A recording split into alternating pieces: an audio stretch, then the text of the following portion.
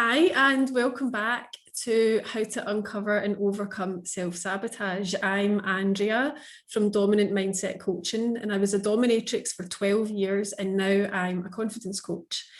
And I love to talk about self-sabotage because it's the one thing that can come in and just undo all of my good work. And when we can get our eyes on this stuff, then we can start to address it and fix it. And I'm here with Yannick. Hi, I'm Yannick. I'm known as the Naked Coach on social media, and I'm a confidence and mindset coach, and I'm fascinated with self-sabotage. So why do we do it? How do we notice it? How do we get our eyes on it?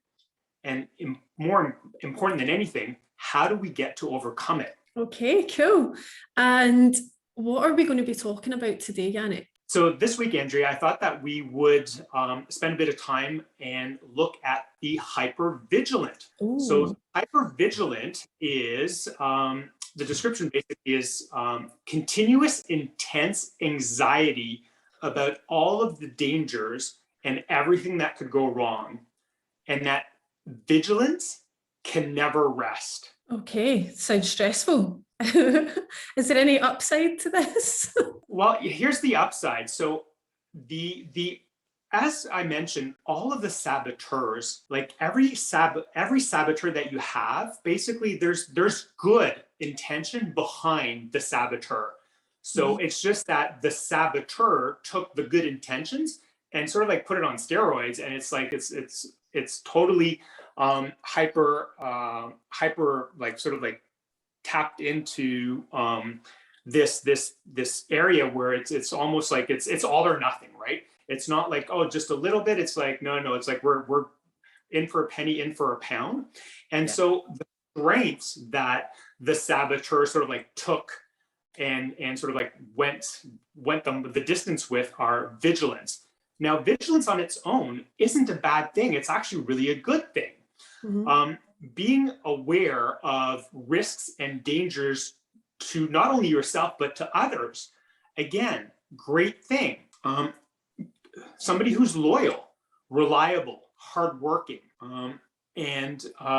So that's just like a few of the strengths of people who have hypervigilant as a sort of like a dominant saboteur. Okay, cool. And so it's not all bad news, but no, what are some of the the characteristics of, and how would you recognize the hypervigilant saboteur when it's in its evil form? So some of the characteristics. So somebody who's always anxious, mm-hmm. and has doubts about themselves or about others. So somebody who basically is hypersensitive to danger signals. Okay. So somebody who basically has his mind is always focused on danger. Somebody who's suspicious of what others are up to. Mm-hmm.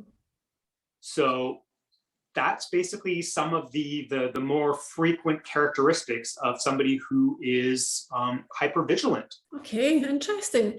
And how does this all start? Because no one's born this anxious. So how does this come about? So the hypervigilant often comes from early experiences where the source of your safety and security, i.e. your parents or parental figures, was unpredictable or unreliable. So that is one of the main ways that the hypervigilant basically gets created. And mm-hmm. it could also be a result when painful, unexpected events proved life to be threatening and or unreliable. Okay, it's interesting because I remember doing the assessment, and I think my hypervigilant was at a 1.8 and my partner is at a 0, absolutely 0. So, and we had a joke about this, about how he just doesn't know what danger is. And, I'm very much a risk taker, and I like to push my boundaries and push, like my business, and push my clients and help them to do things despite the fear. He coached American football and now races motorbikes for the fun. So it's really interesting to see the complete lack of danger, but also I wonder if we are perhaps missing out on some of the strengths of being a hypervigilant. So here's the thing. Remember, it doesn't mean that if you scored low that you're missing some of the strengths. It just means that some of those strengths weren't basically like put on steroids. Okay. So it doesn't mean that you don't have the strength that I shared at the top of the video. It just means that it's almost like the I don't really like using the word normal, but it's almost like it was like a normal amount that you have, and which, you know what, like I think most of us have. So it's just not taken to sort of like stratospheric level. It's more of like, hey, it's cool to have this stuff. And yeah. Okay, so we've still got the vigilant, but without the hyper part. Yeah, no, exactly.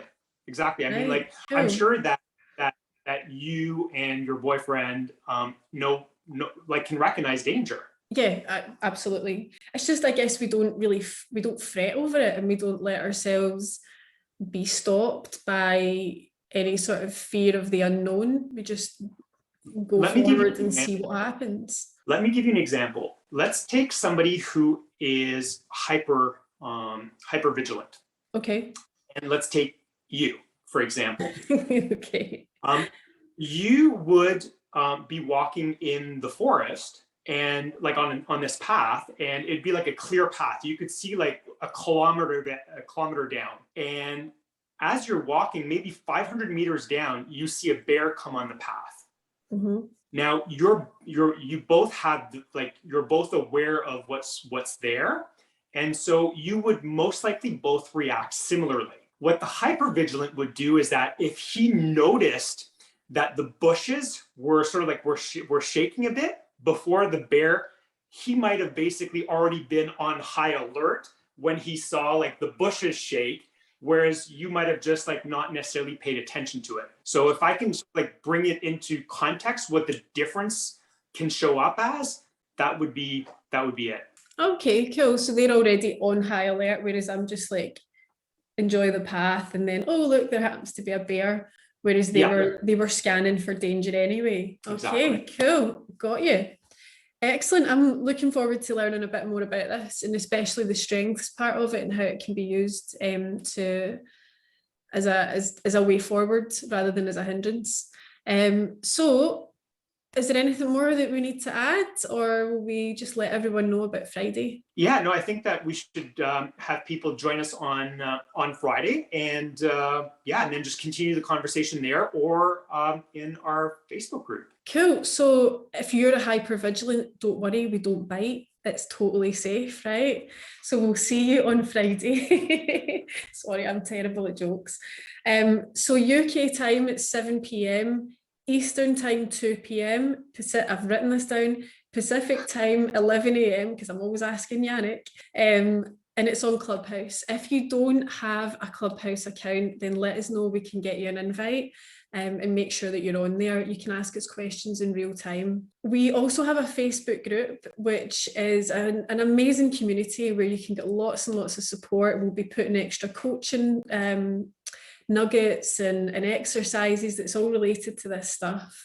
So we'd really love for you to be there, and please like and subscribe to these videos so that you don't miss any and you don't end up with a backlog, and just share them around. Anyone that you think might benefit from hearing some of this stuff, then please do share it, and we will see you on the journey. Is there anything else to add? No, we're good to go. Excellent. Good. We'll see you there. Cheers.